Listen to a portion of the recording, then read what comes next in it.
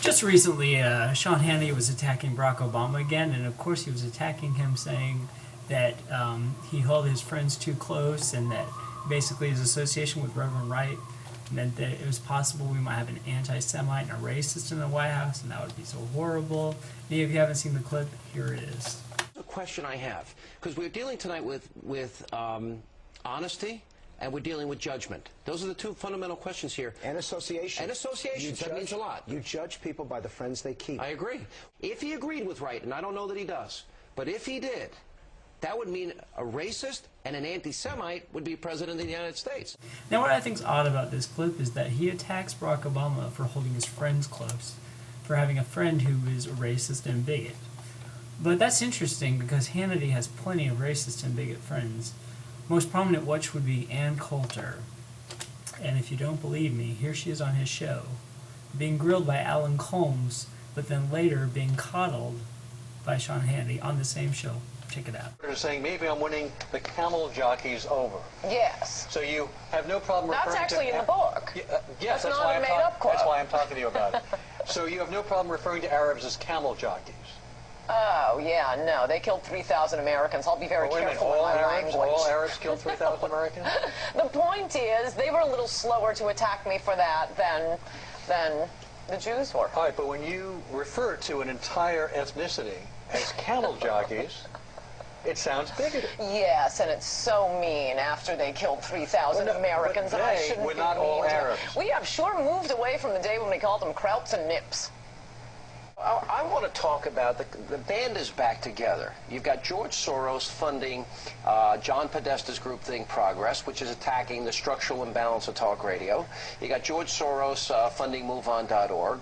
George Soros funding Harold Dickey's and America's Coming Together. We need Media Matters to open up their books. But all these groups are now designed to hurt people like you.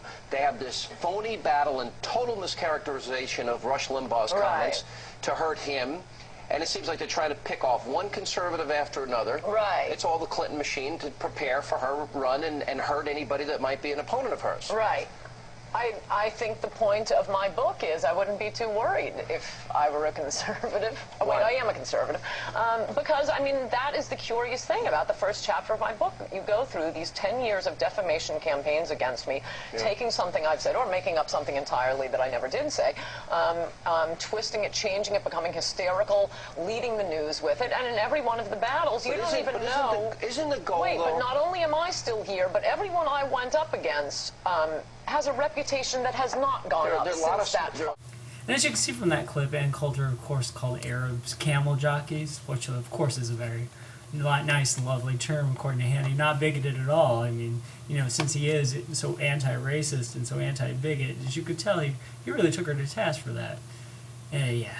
But Ann Coulter, of course, has said a lot more other bigoted things, and if you haven't seen them, I'll show you a clip in a second. But first off, I'll read you a couple of them.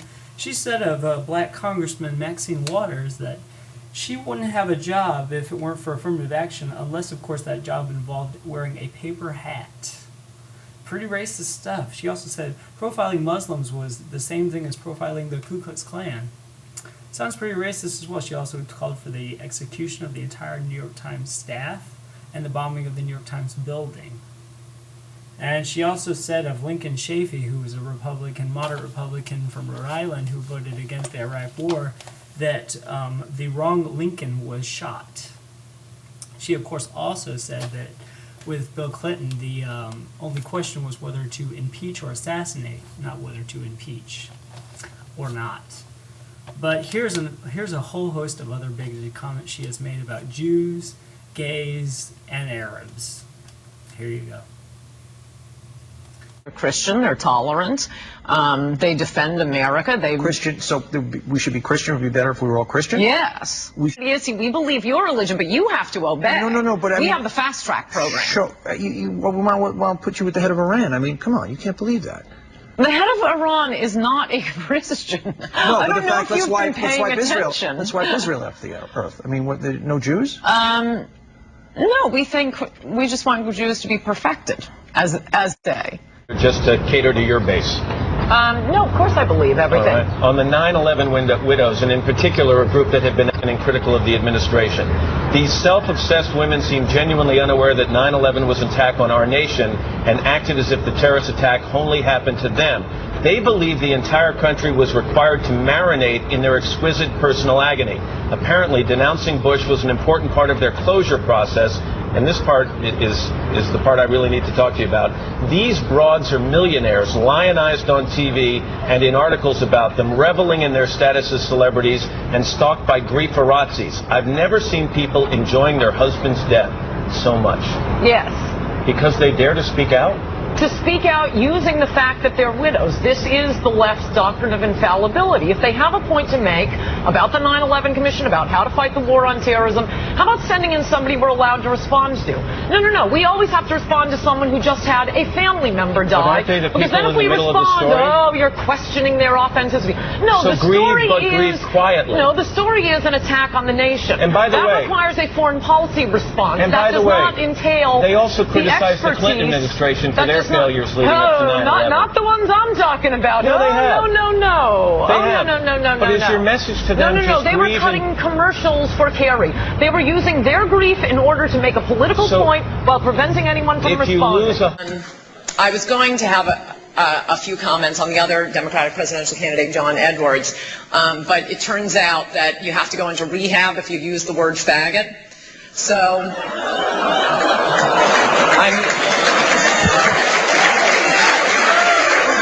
or as I think our motto should be, post 9/11, raghead talks tough, raghead faces consequences.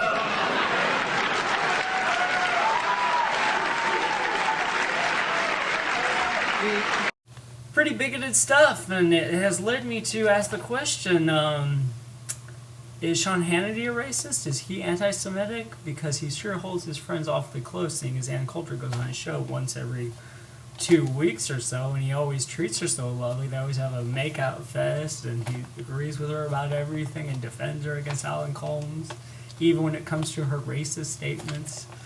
But anyways, it's just another disgusting case of hypocrisy from Hannity, the man.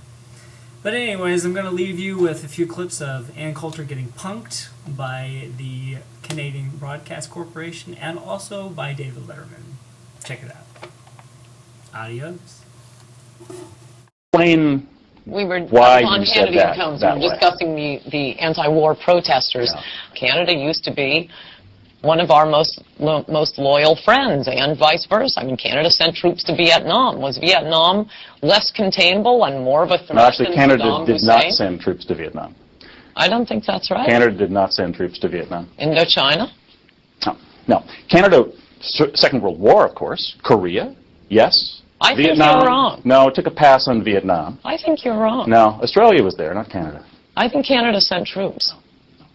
Well, I'll get back to you on that. Okay. Coulter never got back to us. But for the record, like Iraq, Canada sent no troops to Vietnam. I'm sure they'll talk about it and get it straightened out. I don't know if you saw this or not. In an interview last night, Ann Coulter. Do you know much about Ann Coulter? Well, not too much. She's no. apparently a political pundit. Oh, yes. Political pundit, yeah. Well, last night she said Bill Clinton is gay. She mentioned that Bill Clinton, former President Bill Clinton, is gay, and it's a peculiar charge, but it has prompted Bill Clinton to issue this explanation. Take a look. In an interview this week on CNBC, conservative pundit Ann Coulter claimed that Bill Clinton is a homosexual. And while the former president admits he once told Coulter that he's gay, it was simply a polite excuse to explain why he wasn't hitting on her bony ass. Bill Clinton, only gay when it comes to evil, crazy bitches. Can you say that? Tonight all bets are off, David.